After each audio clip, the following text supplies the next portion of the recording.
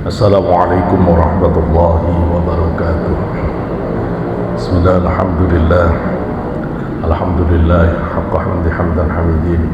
Nahmadu syukran jami'i ni'ami wa mazidin. Wa usalli wa usallimu ala nabiyyil karim habibina wa syafi'ina wa qurrati a'yunina Muhammadin wa ala alihi wa ashabihi.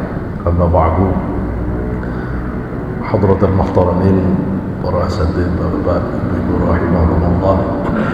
Alhamdulillah, malam ini kita kembali bisa ta'lim, dan khusus malam ini saya tidak membaca kitab Rawdatul Thalibin karena ini bulan Maulid, kita berada di tanggal 10 Maulid.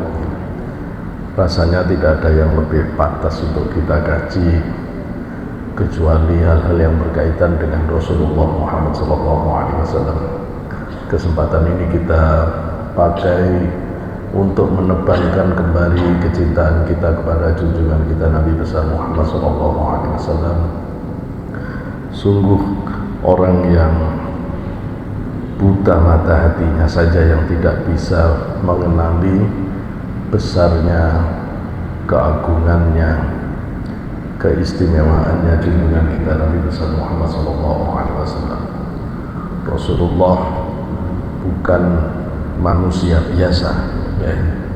Rasulullah diibaratkan oleh para ulama kal yaquti bainal hajar, ya, seperti permata yakut di antara batu-batuan. Kalau manusia itu diibaratkan sekedar batu, maka Rasulullah itu ibaratnya permatanya. Memang secara lahiriah kita bisa terjebak karena Rasulullah itu terlahir ada bapaknya, ada ibunya, seolah-olah menjadi biasa saja. Tetapi orang tidak mengerti bahwa Rasulullah itu adalah sababul a'zam li wujudil aqwan. Rasulullah itu adalah sebab dari wujudnya seluruh semesta raya. Di dalam hadis yang kita sudah sama-sama mengenal, bagaimana Allah mengatakan kepada Rasulullah, laulaka ma khalaqtul aflaq, jika tidak karena engkau tidak aku ciptakan segala sesuatu. Di dalam kitab Al-Muntakhabat fi Rabidatil Qalbiyah wa Silatul Ruhiyah, Abu Yahya Asrari bin Utsman al-Ishaqi mengutip hadis di mana ketika Nabi Allah Adam diciptakan oleh Allah, Adam kemudian diminta oleh Allah untuk menengadah ke atas arsy, dan Nabi Allah Adam melihat ada cahaya yang amat indah. Ketika Nabi Allah Adam bertanya, cahaya apa gerangan Allah yang amat indah? Maka Allah memberitahu itu adalah cahaya Nabi yang nanti akan menjadi keturunan, menjadi Nabi terakhir, tetapi dia mendahului segala sesuatu ribuan tahun. Di situ disebutkan 2000 tahun sebelum Allah menciptakan segala sesuatu. Itulah nur Nabi Muhammad SAW, nur kenabian Rasulullah. Berdasarkan hadis dari Rasulullah dititipkan secara beruntun, bergantian sejak Nabi Adam, pindah ke Nabi Nuh, pindah ke Nabi Idris, terus sampai akhirnya pindah kepada abahnya Rasulullah, Sayyid Abdullah. Abdullah itu Pak, dari semua putra Abdul Muthalib yang paling ganteng, yang paling taat, yang paling pinter, Abdullah. Ya, Abdullah itu digadang-gadang oleh masyarakat Mekah yang bisa menggantikan abahnya Abdul Muthalib sebagai pimpinan masyarakat Mekah saat itu. Abdullah wajahnya bercahaya, ya, karena membawa nurnya Rasulullah Muhammad SAW. Kemanapun Sayyid Abdullah ini berjalan, perempuan biasanya antre untuk melihat ketampanannya, ya, saking gantengnya Abdullah itu. Ibunya Rasulullah, Sayyidah Aminah, adalah cantik-cantiknya perempuan.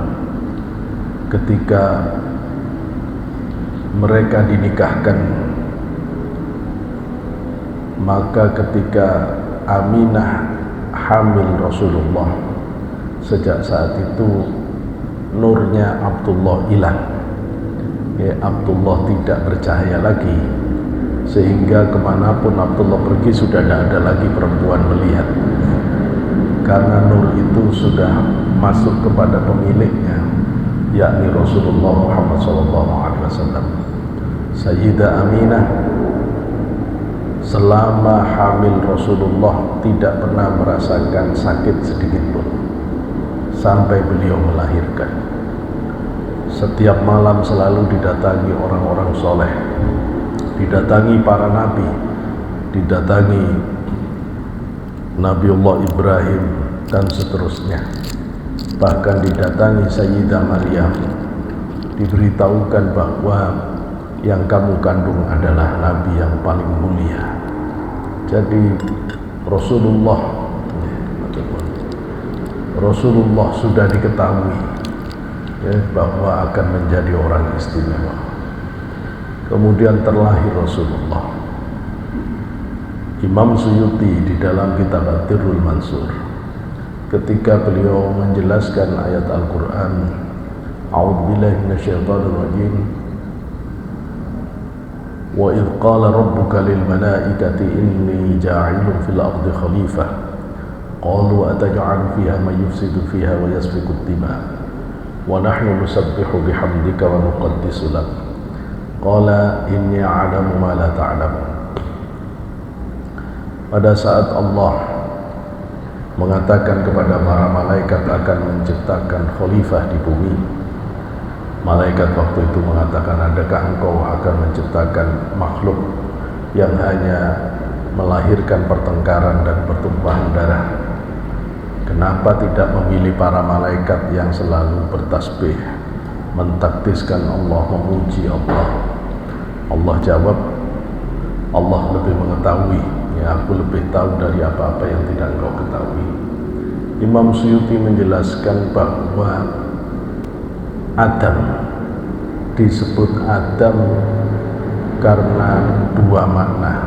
Adam bisa bermakna yang pertama, tapi Adam bisa bermakna permukaan.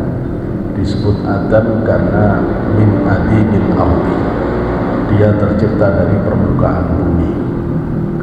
Adam dicipta di Firdaus, tapi bahannya ngambil dari bumi. Rasulullah, kata Imam Suyuti, badannya diciptakan di bumi, tapi bahannya dari tanah Firdaus. Mana kira-kira yang lebih hebatnya? Diciptakan di Firdaus, bahannya dari bumi, atau diciptakan di bumi, bahannya dari Firdaus? Begitu. Kalau orang tidak percaya Rasulullah itu tubuhnya bukan dari tanah bumi, maka bisa dilihat dari fisik Rasulullah. Fisiknya Rasulullah itu ada ciri-ciri tanah akhirat. Surga itu cirinya dua. Satu, wangi. Yang kedua, bercahaya. Makanya surga itu terbau dari 300 tahun perjalanan sudah bisa dibau. Orang yang ukukul walidain, ngelawan orang tua itu tidak akan bau surga aja tidak akan, apalagi masuk gitu kayak kalau. Maka surga itu bau wangi. Tubuhnya Rasulullah wangi. Anas bin Malik menceritakan bahwa 10 tahun beliau menjadi pembantu rumah tangga Rasulullah. Beliau mempersaksikan bahwasanya bau tubuh Rasulullah lebih wangi dari wewangian apapun, lebih enak bau tubuh Rasulullah tanpa parfum, tanpa wewangian. Rasulullah itu kalau keringatan netes di batu, sahabat-sahabat yang putri berebut mengambil keringatnya Rasul untuk diusapkan jadi wewangiannya. Rasulullah pernah tidur di salah satu rumah sahabat, kebetulan alasnya dari kulit hewan, dan Rasul banyak mengeluarkan keringat, sehingga ketika Rasulullah bangun tersiksa keringat di alas tidur Rasul. Kemudian oleh sahabiyah ini, oleh sahabat perempuan Rasul ini, dikumpulkan keringat Rasulullah. Terus Rasulullah tanya, mau kamu apakan keringatku? Kata sahabiyah ini, aku mau campur dengan minyak wangi untuk anak-anakku. Kata Rasulullah, itu bagus. Anas bin Malik itu punya minyak yang dicampur keringat Rasulullah. Waktu Anas bin Malik mau meninggal, beliau pesan agar minyak itu dioleskan ke tubuhnya semua sebelum dimasukkan ke liang lahat, ya, setelah dimandikan. Dan dia punya beberapa helai rambut Rasulullah, disuruh meletakkan di mulutnya pada saat beliau dikafani. Jadi Rasulullah itu tidak kayak manusia, ya. Ada tah orang yang tubuhnya bau wangi tanpa dikasih wewangian. Mau dikasih wewangian aja udah bau lagi. Sampai Rasulullah itu di dalam Sahih Bukhari, Rasulullah itu kalau meludah itu sahabat berebut menadai, ya, tangannya itu berebut mengambil ludah Rasulullah, karena ludahnya Rasulullah wangi, sehingga sahabat berebut untuk bisa mendapatkan ludahnya Rasulullah. Ya. Itu di Sahih Bukhari, Jadi Rasulullah itu basyarun wa laisa kal basyari bal kal yaquti bainal hajar. Ya memang manusia, tapi udah kayak manusia, nah kayak manusia biasa. Rasulullah itu bercahaya, ya, cahaya Rasulullah itu tampak. Semua sahabat mempersaksikan bahwa Rasulullah itu bercahaya, wajahnya itu ada nurnya, apalagi kalau Rasulullah itu bahagia, itu semakin nampak sekali wajah Rasulullah bercahaya, ya. Tubuh Rasulullah bercahaya, sehingga kalau Rasulullah tawaf di malam gelap gulita seperti bulan purnama yang mengitari Ka'bah, Rasul bercahaya. Bahkan cahaya Rasulullah lebih murni dari cahaya apapun, ya, sehingga para mufassir ketika mengartikan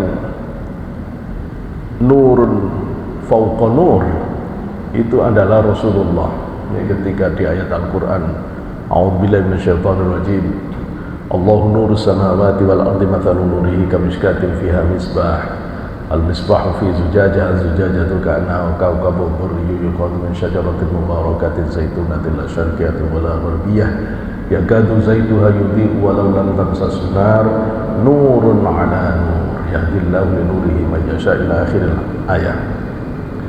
Ketika para ulama mengartikan nur fauqan nur, cahaya di atas cahaya, itu sebenarnya adalah cahaya Rasulullah, ya, cahaya Rasulullah. Ini nanti kalau di dalam metafisika tasawuf, ini yang disebut dengan Nur Muhammad, yang menjadi asal muasal dari segala sesuatu, ya, asal muasal dari segala sesuatu. Dalam kajian tasawuf Kajian Nur Muhammad ini didasarkan kepada hadis yang diriwayatkan oleh Imam Abdul Razak di dalam kitab Musannaf Abdul Razak, yang oleh kelompok Salafi Wahabi dianggap hadis itu bukan saja dhaif tapi hadis palsu katanya, karena tidak ada di dalam kitab hadis, termasuk di dalam kitab Musannaf Abdul Razak.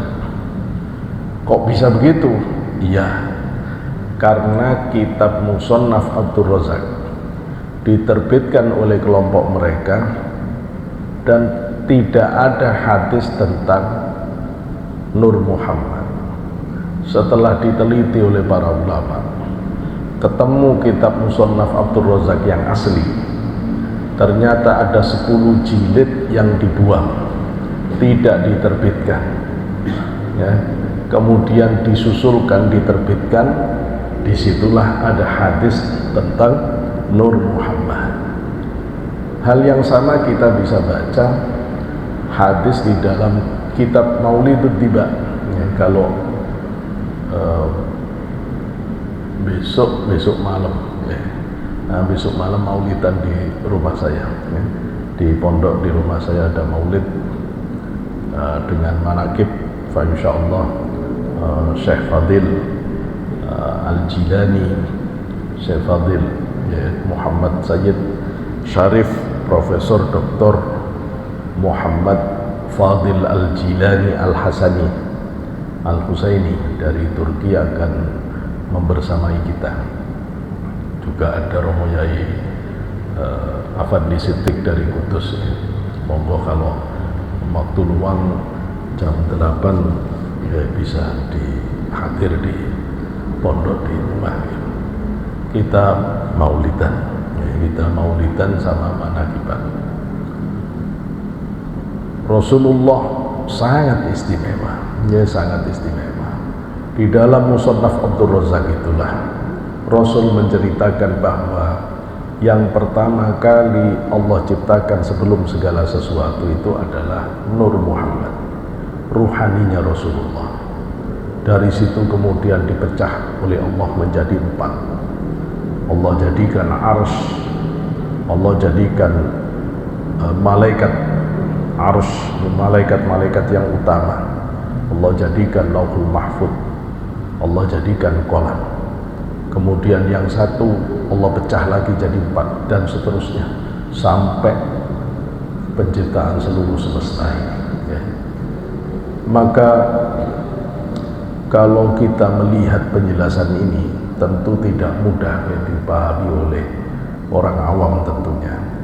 Cukup kita mengerti bahwa asal dari asal segala sesuatu itu adalah Nur Muhammad ya. Nur Muhammad itu adalah asal dari segala wujud, sehingga disebut sababul a'zam likulli mawjud, sebagai sebab paling agung dari segala wujud. Maka Rasulullah tidak akan pernah bisa dikalahkan siapapun, karena memang ruhaninya lebih istimewa dari siapapun. Ada orang yang tidak mengerti, kemudian mengatakan, ya bagaimana Rasulullah itu loh ummi tidak bisa baca tulis. Ya betul, walaupun ada orang-orang kampus yang mencoba mengatakan enggak, Rasul bukan tidak bisa baca tulis, sebenarnya Rasul juga berperadaban dan seterusnya. Tapi tetap saja yang lebih kuat, kata ummi itu dari kata ummun, artinya ibu. Ummi maksudnya adalah Rasul tidak pernah mendapat didikan apapun kecuali didikan ibunya saja. Rasul tidak pernah menerima kajian-kajian apapun, meskipun sudah ada filsafat. Sebagian orang bertanya, kenapa Allah menjadikan Nabi terakhir itu kok tidak di Romawi, tempat pusat peradaban? Kenapa kok tidak dilahirkan di Yunani, pusatnya pemikiran filosof paling canggih saat itu? Kenapa kok tidak dilahirkan di Mesir, tempat peradaban kuno yang sangat istimewa? Kenapa kok tidak di Babilonia sebagai awal munculnya peradaban manusia katanya? Kenapa kok malah diturunkan di Arab yang orangnya itu jahil, tidak mengenal peradaban seperti halnya Romawi, Yunani, Mesir, Babilonia.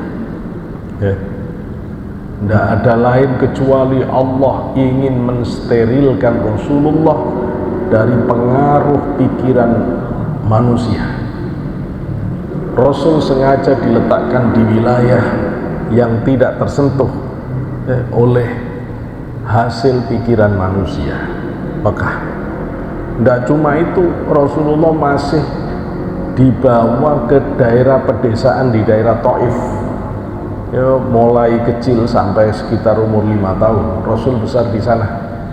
Ya, Rasul benar-benar orang desa. Ya, sehingga bahasa Arabnya Rasulullah itu bahasa Arab yang murni. Ya, bahasa Quraisy yang memang benar-benar masih bagus, masih terpelihara. Ya, Rasulullah. Ya.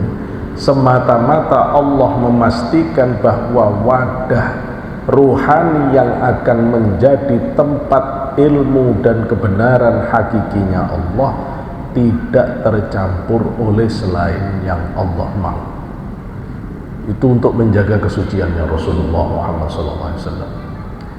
Jangan mengatakan Rasulullah itu bodoh, nggak pinter, umi itu bukan itu. Ya, bukan itu. Rasul makhluk yang paling jenius, makhluk terbaiknya Allah. Seluruh semesta raya yang terbaik makhluknya Allah itu manusia. Jenengan bilang, opo ndak malaikat pak? Ruhani manusia sudah kelas malaikat pak. Ya. Tapi malaikat tidak bisa hidup secara fisik karena dia substansi, sehingga malaikat tidak bisa menjalani peradaban yang membudaya. Ya, malaikat itu statis. Ya, kalau sujud-sujud tok, kalau rukuk-rukuk tok, tidak seperti manusia. Tetap manusia yang lebih istimewa. Ya, tetap manusia yang lebih istimewa. Ya, maka manusia yang paling istimewa Allah pilih 124.000, Allah angkat jadi nabi. Dari 124.000 Allah pilih 313 diangkat jadi rasul. Nabi sekaligus rasul. 313 dipilih yang terbaiknya 25. 25 nabi ada di dalam Al-Quran. Yang terbaiknya 5 yang dikenal dengan ulul azmi, yang paling sabar, paling kokoh, paling tinggi komitmennya kepada Allah. Nabi Nuh, Nabi Ibrahim, Nabi Musa, Nabi Isa, Rasulullah Muhammad.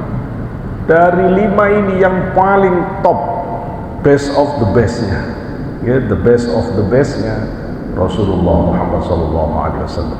Ya. Maka Rasulullah itu sudah puncak, ya, tidak bisa bapak. Ya. Coba, jenengan tadi sudah jelaskan bagaimana fisiknya Rasulullah dari sisi kuat, ya, dari sisi kuat. Bukankah sudah kita dengar kisah pegulat yang paling kuat di Mekah nantang gulat Rasulullah? Kemudian dia mengatakan, kalau kamu berani gulat sama aku, tak kasih bagian kalau menang 300 domba. Gulat sama Rasulullah. Rasulullah satu gerakan dia roboh. Bingung dia. Kok belum siap apa-apa udah roboh. Akhirnya dia bilang, sekali lagi, 300 lagi. Sekali lagi dia belum apa-apa, satu kali gerakan Rasulullah roboh lagi dia. Ya, akhirnya dia bilang, coba sekali lagi, kata Rasulullah, aku tidak nyari harta, ya, kecuali kalau kamu mau Islam. Kalau kamu kalah Islam, aku siap melayani. Siap kalau kalah Islam. Sekali lagi roboh lagi, tapi ya nggak langsung Islam. Dia masih bingung, ini kekuatan apa sihir gitu ya. Kok orang sebegini kuatnya? Itu Rasulullah pak. Ya, Rasulullah itu amat sangat kuat, ya. berlipat-lipat dari kekuatannya orang yang paling kuat sepanjang zaman, Rasulullah. Jenengan pernah umroh, pernah haji, ya, pernah ke Bukit Uhud. Kira-kira kalau di Bukit Uhud siang-siang berdiri tok setengah jam kuat Bapak, ya. Terus bisa-bisa pingsan, panasnya gak karuan. Rasulullah perang Uhud Pak, pakai baju besinya itu rangkap 2. Bisa jangan bayangin, pakai baju besi rangkap 2 itu kalau orangnya tidak kuat, ya wes setelah pakai baju besi langsung rokok diem tok, sudah akan kuat ngangkat. Rasul kuat banget Pak, ya, kuat banget Rasulullah itu, ya. Waktu di perang Uhud itu Rasulullah narik panah itu sampai patah gendewonya itu, saking cepet dan saking kuatnya tarikan Rasulullah. Rasulullah paling pemberani, ya, paling pemberani. Di dalam perang apapun tidak ada sahabat yang mengalahkan keberanian Rasulullah. Tidak ada takut-takutnya. Satu hari di Madinah, tengah malam, tiba-tiba ada suara rombongan kuda, ya, masuk kota Madinah, dan semua sahabat ketakutan, mengunci pintu rumahnya. Tidak ada yang berani keluar. Sampai akhirnya suara kuda ini hilang, barulah mereka bersiap-siap, ya, bersiap-siap untuk keluar bersama mengejar kemana arah suara kuda itu bergerak. Ternyata setelah agak jauh dari Madinah, dia mendapati Rasulullah sudah berada di situ sendirian. Saking buru-burunya Rasulullah sampai tidak pakai pelana kuda, ya. Saking buru-burunya Rasulullah hanya berselempangkan pedang, tidak menggunakan pelana kuda. Jawab Rasulullah, pulang kalian, masih ada aku di sini. Coba. Rasulullah itu pemberani sekali, ya. Ya, ternyata itu segerombolan kuda yang lepas. Tapi itu seandainya itu musuh, berarti Rasulullah siap perang sendirian. Rasulullah itu gentle banget. Dari semua perang kalau panjenengan pelajari perang Rasulullah, tidak ada yang imbang, tidak ada yang apple to apple. Dari sisi perlengkapan, dari sisi jumlah, selalu kalah Rasulullah. Perang Badar Rasulullah 300-an. Rasul lebih senang menyebut 313 walaupun data sejarah berbeda-beda. Musuhnya 1000, 1:3. Tidak mundur Rasul. Perang Uhud Rasulullah 1000. Kemudian Abdullah bin Ubay bin Salul. Nah ini perang Uhud ini perlu jadi pelajaran, ya.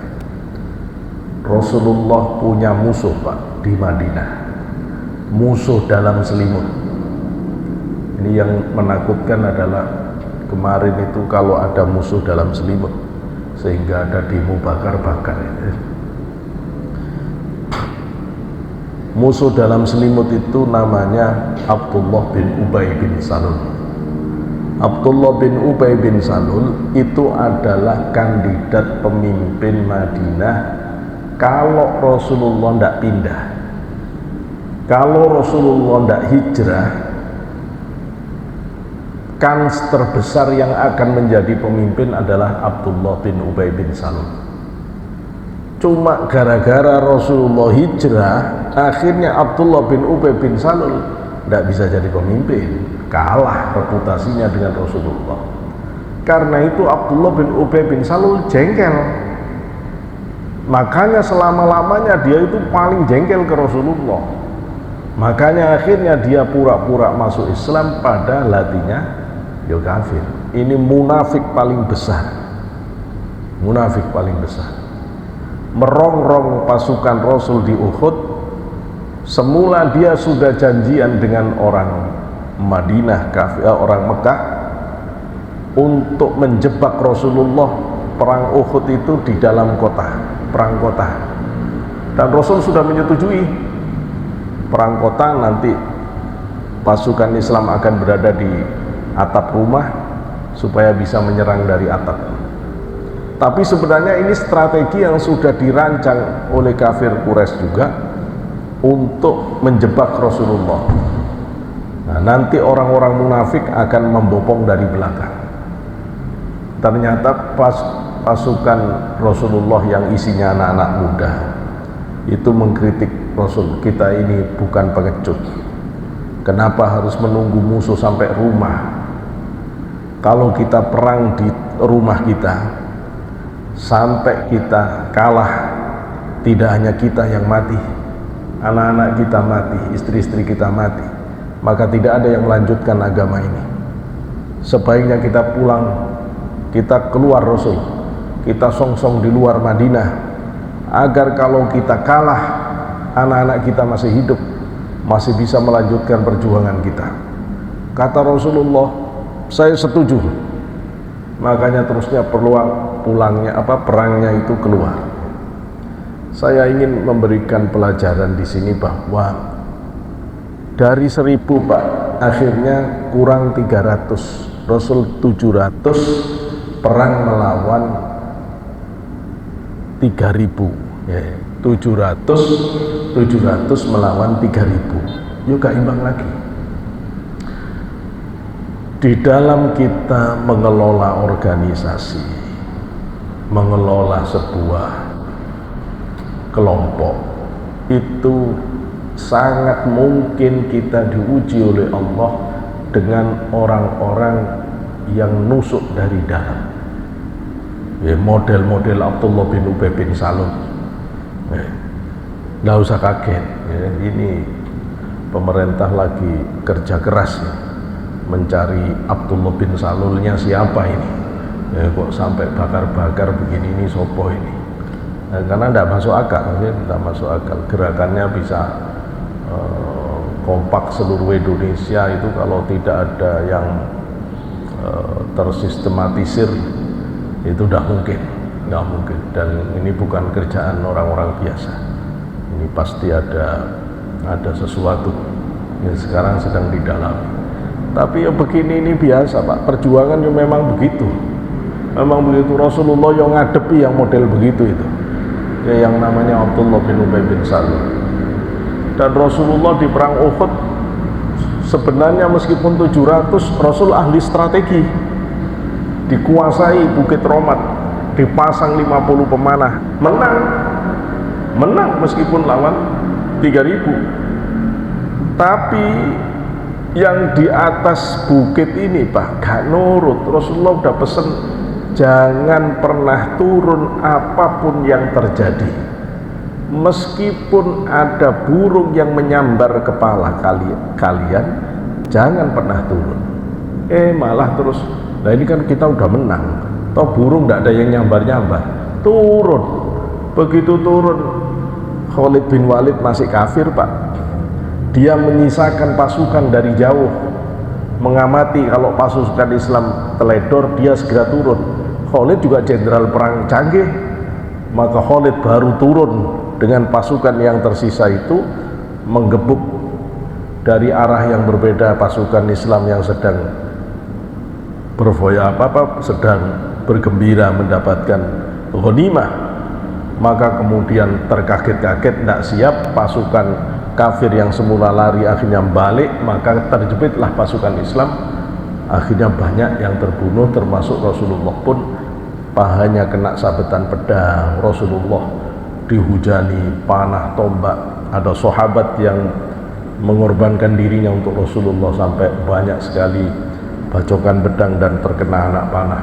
Ada seorang perempuan yang juga sangat hebat, terus melindungi Rasulullah SAW sampai Rasulullah mengatakan, aku tidak pernah melihat kanan kiriku kecuali aku melihat kamu selalu ada di kanan kiriku. Seru Pak, orang Islam itu keren. Sampai ibu-ibu, wanita-wanita di zaman Rasulullah itu juga sangat istimewa membela agama ini. Maka Rasulullah terlempar batu sampai penutup kepala Rasulullah yang dari baja itu patah dan menusuk pipi Rasulullah sehingga 2 gigi geraham Rasulullah lepas. Sahabat mencabut patahan baja yang nusuk pipinya Rasulullah itu digigit itu sampai giginya itu rompal juga. Itu saking kuatnya nancap di giginya Rasulullah. Masya Allah. Ya. Kemudian Sayyidah Fatimah membakar apa yang ada di sekitar Bukit Uhud untuk ditempelkan ke luka Rasulullah, dan akhirnya tidak mengeluarkan darah. Pulang Rasulullah. Ketika Rasulullah pulang, Rasulullah dipermalukan oleh Abdullah bin Ubay bin Salul dengan orang-orang kafir, orang munafik. Katanya Nabi, oh Nabi perang kalah. Mana ada Nabi perang kalah? Diajak-ajak. Rasul melihat Islam begitu dihinakan. Rasul segera memberi komando kepada pasukan Islam untuk bersiap-siap agar kembali perang lagi, mengejar pasukan kafir yang sedang pulang untuk ditantang perang kedua. Gila Rasulullah, Pak. Ya, baru kalah perang sore hari kalah, malam Rasulullah sudah bergerak lagi mengejar pasukan itu. Rasulullah menggunakan strategi Saywar, yaitu perang urat saraf yang kelas tinggi. Pasukan Islam oleh Rasulullah disebar di banyak titik, semuanya disuruh membuat api unggun, sehingga orang-orang kafir Quraisy ketika melihat api unggun ada di mana-mana mengira pasukan Islam datang beribu-ribu, sehingga mereka keder, wah kita bisa mati kalau begini. Dan tidak ada pasukan segila Islam, kata orang-orang kafir Quraisy, yang berani bertempur justru mencari kematian syahid. Akhirnya mereka ketakutan, lari ya, dari medan perang itu pulang ke Makkah. Karena itu para ulama mengatakan perang Uhud pun sejatinya dimenangkan tetap oleh Rasulullah. Karena menang perang itu adalah ketika orang lari dari medan perang. Dan yang lari dari medan perang, yang perang kedua, itu hari kedua adalah orang-orang kafir. Nah itu perang Uhud. Jadi Rasulullah itu keren banget ya, di akhir hayatnya Rasulullah perang Tabuk. Perang Tabuk itu Pak jaraknya 700 km dari Madinah. Umur Rasulullah sudah di atas 60 tahun ya. Itu masih perang Tabuk 700 km naik kuda. Coba bayangin kalau tidak gagah Rasulullah itu wagah ya, Rasulullah hebat sekali. Kenapa? Rasul menggertak Raja Bizantium Hercules yang dia mau melakukan koalisi besar-besaran dengan Eropa untuk menghabisi Rasulullah. Rasul tahu niat jahat itu, karena itu Rasulullah gertak duluan. Rasul maju dulu menyerang wilayahnya Bizantium di daerah Tabuk dengan membawa pasukan 30.000 Rasulullah. Musuhnya 200.000. Tapi Rasul tidak pernah mundur, Pak. Tidak pernah mundur. Nah ini apa yang penting yang kita jadikan. Jangan pernah kecil hati ketika kita memperjuangkan kebenaran, kebaikan. Tidak pantas kita menjadi umat Rasul terus selalu ngukur dari zahirnya. Gimana saya ini orang tidak punya, gimana saya tidak begini Pak. Tidak begini caranya hidup itu. Sudah bismillah, tawakkaltu Allah, jalan, jangan kebanyakan alasan. Jangan kebanyakan, dan jangan menunggu sempurna. Sudah jalan, bismillah, tawakkaltu Allah, jangan begitu. Kalau kita begitu tidak akan bisa berhasil, tidak akan bisa. Rasulullah ngajari kita untuk terus semangat, bismillah, tawakkaltu Allah ya. Lihat orang-orang Gaza itu, meskipun tidak ada apa-apa, pemberani semua di sana. Memang pemberani. Waktu saya ke Gaza, saya tanya anak-anak itu, kalau kamu disuruh milih tinggal di negerimu ini yang perang-perang terus gini atau di tempat yang damai, semua orang sana lebih memilih tetap di negaranya. Bahkan seandainya dia mati syahid dan dihidupkan lagi, disuruh milih, tetap akan milih tinggal di Gaza. Ini karena saking merasa dimuliakan oleh Allah, dilahirkan di tanah Palestina. Itu orang-orang yang memiliki keberanian seperti yang diajarkan oleh Rasulullah Muhammad SAW. Coba sekarang kita lihat pinternya. Mana ada Pak orang pinter yang omongannya tidak ada salahnya. DPR ngomong salah bubar, gara-gara ngomong tolol habis rumah-rumahnya dirusak orang-orangnya. Rasul itu tidak pernah keliru ngomong, tidak pernah Rasul ngomong yang tidak ada maknanya, tidak ada. Bapak pernah tak ketemu hadis qala Rasulullah SAW hehe hehe? Tidak ada Pak, tidak ada Rasulullah hehe itu. Bapak bisa bayangkan gimana hidup yang tidak ada omong kosongnya. Bisa Bapak hidup sehari semalam tidak ada omong kosongnya, tidak ada omongan yang tidak punya makna, tidak ada omongan marah-marahnya, tidak ada omongan yang menunjukkan kedengkiannya, tidak ada omongan yang salah menurut kebenaran empirik rasional dan intuitif. Gak bisa Pak. Sak pinter-pinternya orang itu teorinya roboh Pak. Isaac Newton itu dianggap topnya orang ahli fisika di zamannya. Begitu datang Albert Einstein, roboh Pak teori Isaac Newton. Albert Einstein dianggap hebat. Begitu muncul Stephen Hawking, roboh Pak. Begitu ditemukan HP 2G, ketemu 3G, 2G buang, 3G ketemu 4G, 3G hilang, 4G sekarang sudah masuk ke 5G, 4G bisa hilang. Indonesia masih megap-megap mau masuk 5G. Cina sudah 10G. Ini di dunia ini yang paling gila Cina, sudah 10G, kita masih 4G. Ya begitu. Ya. Tapi Rasulullah jauh lebih canggih Pak. Bapak bisa bayangkan semua omongan Rasulullah sejak Rasulullah ngomong sampai sekarang, semuanya tidak ada yang dibatalkan oleh siapapun, tidak ada salahnya. Ayo kalau tidak orang super jenius, gak bisa Pak, tidak bisa. Ya, cuma Rasulullah yang begitu itu, cuma Rasulullah yang begitu itu. Ya kita punya Imam Syafi'i hebat banget, iya wis. Ketika Imam Syafi'i menentukan jarak kebolehan jamak qashar, itu adalah jarak, bukan kesulitan. Kenapa? Karena Imam Syafi'i tidak senang mengambil alasan ilat yang tidak bisa diukur, karena sulit itu tidak ketemu ukurannya. Nah itu nanti bisa jadi bahaya kalau orang dibolehkan jamak karena kesulitan, nanti orang nonton TV juga ngaku sulit Pak. Mengerjakan PR nggak selesai-selesai ya sulit, akhirnya jamak terus gitu loh ya. Maka harus masafah, jarak.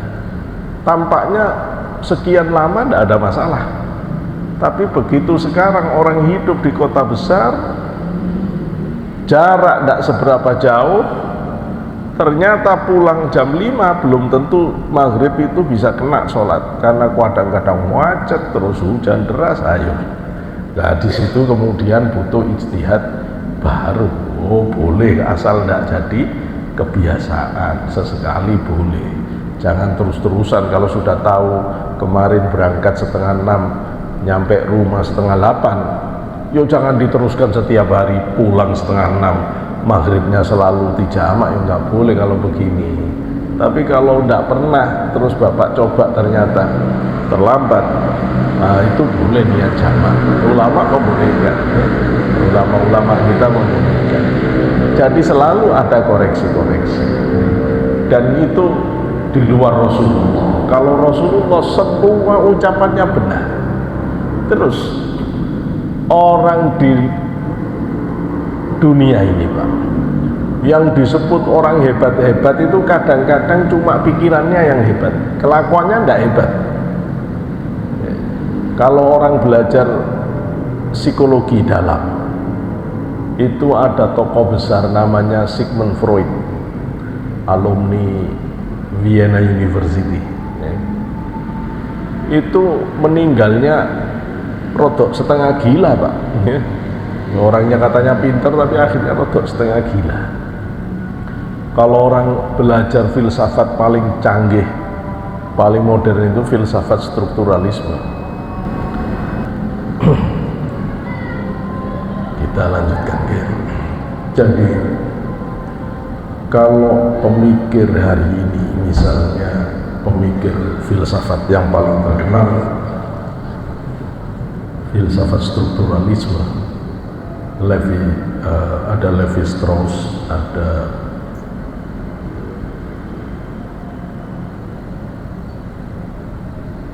pemikir-pemikir yang lain ya.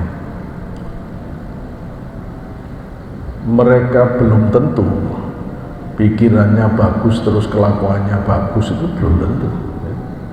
Michael Foucault yang dianggap sebagai bapak pemikiran strukturalisme, Foucault itu Pak kena penyakit HIV gara-gara seneng zina ya. Pikirannya keren, kelakuannya tidak keren, gak keren. Jadi orang cuma pinternya dok ya. Bapak demokrasi itu ada Voltaire, ada Montesquieu, ada Rousseau.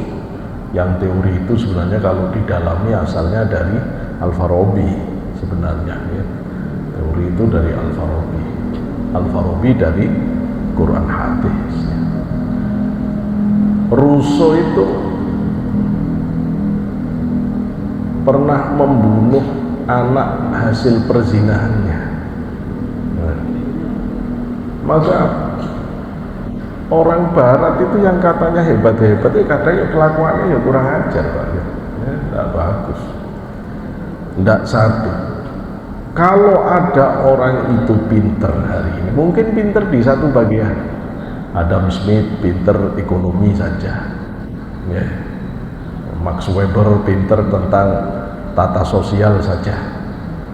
Tidak ada orang yang pinter segala hal. Rasulullah apa saja pinter.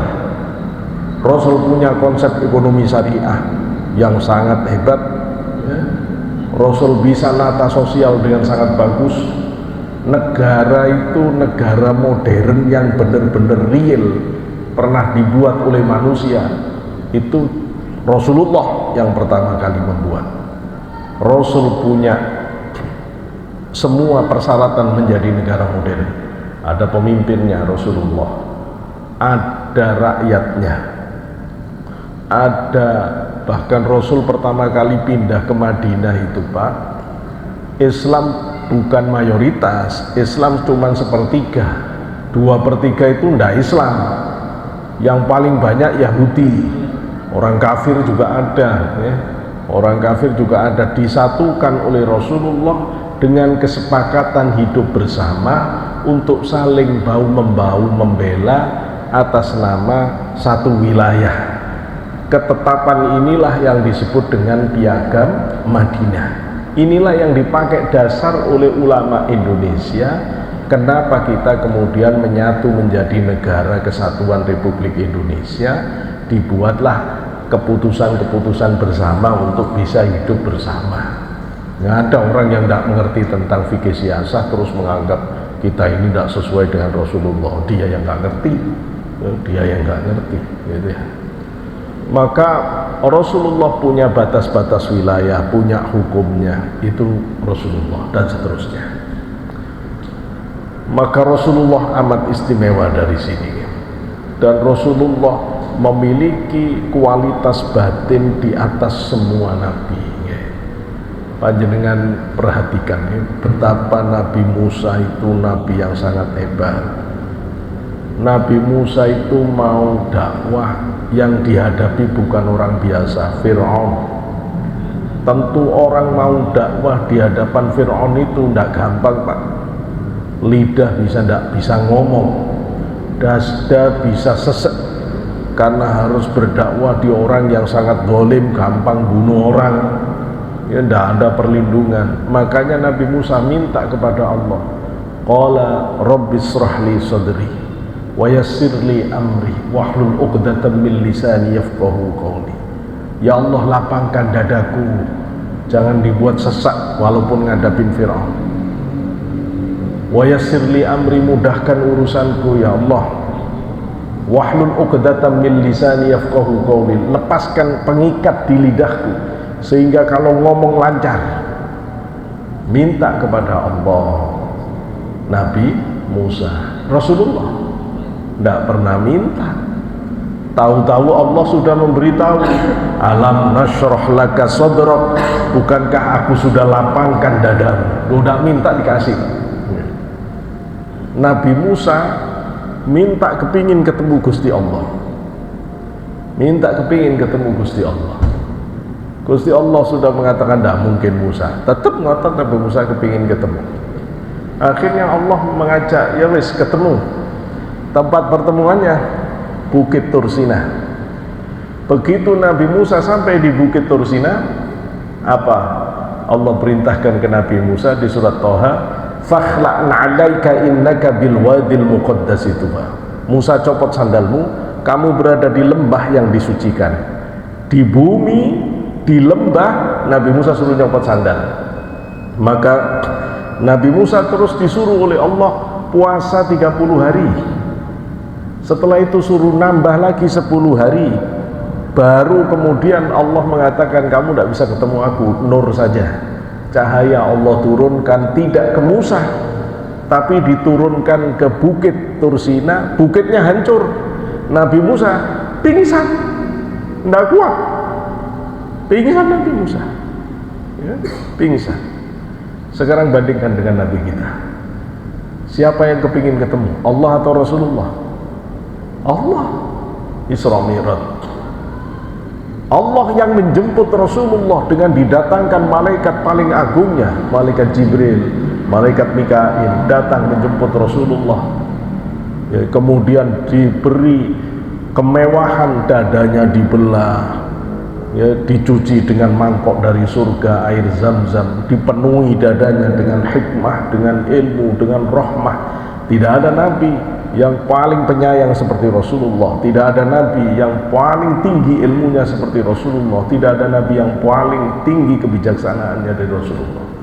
Setelah dipenuhi semuanya, Rasulullah disuruh ke Masjidil Aqsa. Sudah ditunggu seluruh nabi, Allah hadirkan untuk menjadi makmumnya Rasulullah sebagai penegasan Rasul di atas semua nabi. Ya, setelah itu Rasulullah baru naik langit 1, langit 2. Ya, nabi yang diizinkan Allah naik ke langit tidak cuma Rasulullah, Pak.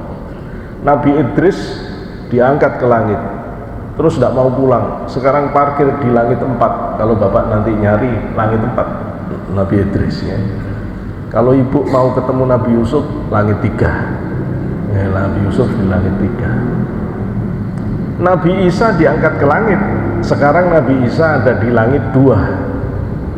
Dan Rasul ketemu semua. Di langit 1 ketemu Nabi Adam, sudah dipesen-peseni. Langit 2 ketemu Nabi Isa, Nabi Yahya. Langit ketiga ketemu Nabi Yusuf. Ketemu langit keempat Nabi Idris, yang katanya orang barat sebagai nabi paling bisa mengerti pesan-pesan Tuhan. Idris itu Hermes, sehingga menjadi brandnya tasnya perempuan mahal-mahal ini, Hermes. Idris. Kemudian ilmunya menjadi hermeneutika. Kemudian di langit kelima Nabi Harun, langit keenam Nabi Musa, langit ketujuh Nabi Ibrahim. Terus Rasulullah, Pak, sampai ke langit 7, sampai ke Arsy, sampai ke Sidratul Muntaha. Karena sudah terakhir, Jibril mengatakan, Muhammad, tidak ada yang diizinkan Allah melintas lebih dari ini. Kalau ada malaikat berani lebih dari ini, sayap-sayapnya akan terbakar, kecuali engkau saja. Hanya Rasulullah yang diizinkan. Ya, maka Rasulullah melangkah ke hadirat Allah di Mustawa. Rasul berhadapan dengan Allah bil hijab, tetap dengan hijab, ya, bil hijab. Ada orang yang mengatakan, loh itu buktinya Allah itu memang di langit, buktinya ngajak ketemuannya di langit. Loh, kalau begitu kamu kok tidak ngomong Allah itu ada di Bukit Tursina? Kalau memang Allah katanya ketemuan Rasulullah di langit, katanya di langit. Kalau begitu waktu ketemu Nabi Musa di bumi, Allah berada di Bukit Tursina dong. Terus kalau membaca ayat Quran, wa nahnu aqrabu ilaihi minkum min hablil warid, dan kami lebih dekat kepadamu daripada urat nadimu, terus itu Allah yang mana lagi? Tidak begitu. Allah, sejak adanya Allah sampai sekarang, sampai kapanpun tidak pernah berubah seperti adanya Allah. Allah tidak butuh tempat, Allah tidak bisa dikaitkan dengan arah, ruang, waktu, zaman, makan, karena Allah itu sudah ada sebelum adanya tempat, waktu, ruang, zaman, makan.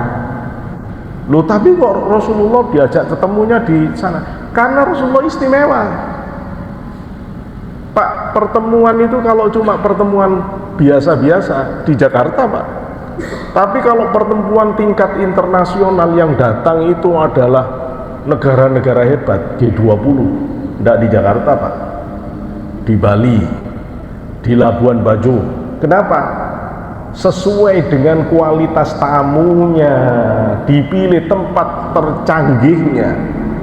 Ini Rasulullah, Pak, bukan Nabi Musa. Allah tidak mau kalau cuma di bumi. Allah maunya tempat paling spesial yang tidak bisa dijangkau oleh siapapun kecuali Rasulullah saja. Itu kelasnya Rasulullah. Nabi Musa di muka bumi oleh Allah suruh copot sandal. Rasulullah sampai ke Arsy, sampai ke Sidratul Muntaha, sampai ke Mustawa, Allah tidak menyuruh nyopot sandal sampai balik ke bumi. Ya kalau orang tidak ngerti, nggak paham. Coba sekarang rumah Bapak suci, setiap orang masuk rumah harus copot sandal. Tapi ada satu orang yang kalau masuk ke rumah Bapak dia copot sandal, Bapak merasa tidak bisa menghargai, Bapak merasa tidak bisa menghormati, Bapak akan kecewa kalau dia copot sandal. Malah Bapak yang nyuruh, tetap dipakai, tetap dipakai. Nggak apa-apa, nggak apa-apa. Ini orang apa, Pak? Oh, ini orang super hebat, Pak, kalau sampai begini ini. Dan itu Rasulullah. Rasul itu kalau kita pegang hadis yang awalnya diperintah 50, terus ke Nabi Musa dikurangi 5 terus, berarti Rasul bolak-balik ketemu Gusti Allah 9 kali, Pak. 9 kali Rasulullah ketemu Gusti Allah, balik ke bumi seger, tidak pingsan. Nabi Musa baru kena nurnya Allah, pingsan. Bandingkan, ya apa hebatnya Nabi jenengan, masih tidak bangga ke Rasulullah? Bodoh saja, tidak tahu hebatnya Rasulullah Muhammad SAW. Terakhir di Sahih Bukhari, panjenengan baca bahwa besok Yaumul Ba'ats semua orang akan kebingungan minta perlindungan. Semua manusia besok akan lari ke Nabi Adam. Kata Nabi Adam, aku tidak sanggup, aku punya salah ke Allah. Marahnya Allah waktu aku makan buah khuldi itu masih terasa, sehingga aku tidak berani mempertanggungjawabkan yang lain. Nafsi-nafsi, kita sendiri-sendiri. Ke Nabi Nuh mengatakan, aku masih ingat marahnya Allah gara-gara aku minta anakku dimasukkan sebagai keluargaku, tapi akhlaknya tidak baik, Allah tidak mau. Ke Nabi Ibrahim, Nabi Musa, Nabi Isa, semuanya tidak sanggup. Akhirnya semua manusia akan ke Rasulullah. Apa jawab Rasulullah? Ini bagianku. Gentle Pak Nabi kita, ini bagianku, kata Rasulullah. Rasul nanti, kata Rasulullah, aku akan sujud di Arsy. Pada saat aku sujud, Allah akan mengatakan, ya Muhammad irfa' ra'sak, Muhammad angkat kepalamu, isfa' tusafa, syafaati, tolong siapa yang mau kamu tolong. Apa nanti yang Rasulullah ucapkan? Kata Rasulullah, aku akan mengucapkan syafaati li ummati, syafaati li ummati, pertolonganku khusus bagi umatku, pertolonganku khusus bagi umatku saja. Ini istimewa. Di dalam kitab Ihya Ulumuddin, Imam Ghazali meriwayatkan bahwa sebelum Rasulullah wafat, Rasulullah menceritakan kepada Sayyidah Fatimah, semua nabi diberi hak oleh Allah satu kali doa yang Allah tidak akan tolak, dan semua nabi sudah menggunakan doa itu, kecuali aku, kata Rasulullah, aku akan tahan itu. Aku akan gunakan doa itu besok di akhirat. Kalau aku mendengar ada umatku yang masuk neraka, dengan doa itu aku minta ke Allah supaya dikeluarkan. Itu Nabi kita. Waktu Rasulullah diejek-ejek oleh orang kafir Mekah, Muhammad, tidak semua umatmu baik, umatmu ada yang jelek, ada yang pendosa. Kata Rasulullah, umatku yang soleh, umatku yang takwa akan masuk surga dengan kesolehan ketakwaannya. Umatku yang berdosa, aku jaminannya. Itu Nabi kita. Maka jangan sekali-kali merendahkan umat Islam. Kalau kita masih melihat dia masih dalam dosa, kita doakan. Jangan dikafir-kafirkan, jangan disalah-salahkan. Arahkan kepada yang benar. Cintai mereka, karena Rasulullah masih menerima apapun adanya umat Islam ini selama dia percaya kepada Allah dan Rasulnya. Rasul masih siap membela di hari kiamat nanti, di yaumul jaza nanti. Mudah-mudahan dengan ini kita semakin mencintai Rasulullah. Ada kurang lebihnya saya mohon maaf. Wallahumma fiqil aku. Assalamualaikum warahmatullahi wabarakatuh.